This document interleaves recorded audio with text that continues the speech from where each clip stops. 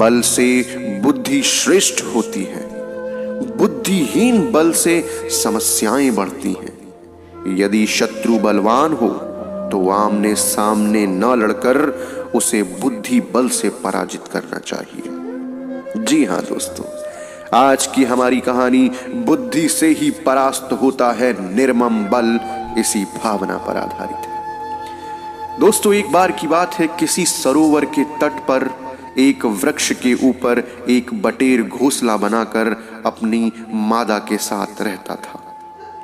एक बार मादा ने अंडे दिए। सरोवर में पानी पीने के लिए प्रायः हाथी आया करते थे, जो मस्ती में तोड़ फोड़ भी करते थे।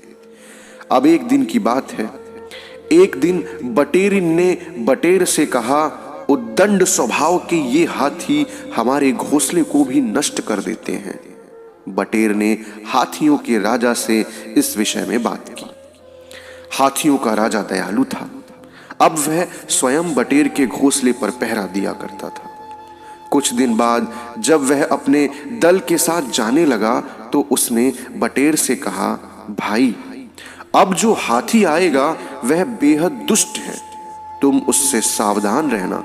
जब वह हाथी वहां आया तो बटेर ने उससे घोंसला नष्ट ना करने की प्रार्थना की, किंतु उसने एक ना सुनी और घोंसले को उजाड़ कर फेंक दिया। बटेर ने भी उसे सबक सिखाने की ठान ली। वह सबसे पहले अपने मित्र कौवे के पास गया और पूरी बात सुनाकर बोला, तुम दुष्ट हाथी की आंखें अपनी चोंच से निकाल लो। कौवा मान गया। फिर बटेर चींटी के पास जाकर बोला, तुम हाथी की अंधी आंखों में अंडे दो। अंडे से बच्चे निकलने पर वे हाथी को काट काट कर व्याकुल बना देंगी। तत्पश्चात बटेर मेढक के पास गया और बोला, तुम पहाड़ से टर टर करके उसे पहाड़ पर ले जाओ, वह पहाड़ से गिरकर अपनी सजा स्वयं पालेगा। बटेर के सभी मित्रों ने अपना वचन निभाया। जब हाथी अंधा हो गया और चींटी के बच्चे काट काट कर उसे व्याकुल बनाने लगे तो उसे प्यास लगने लगी। उसी समय पहाड़ से मेढक की आवाज सुनकर उसे लगा कि जल वहीं होगा।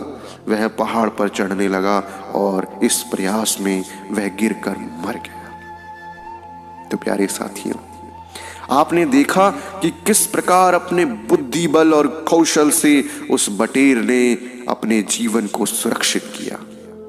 तो प्यारे साथियों, इस कहानी में इतना ही। मिलते हैं एक और नई एवं शानदार कहानी में।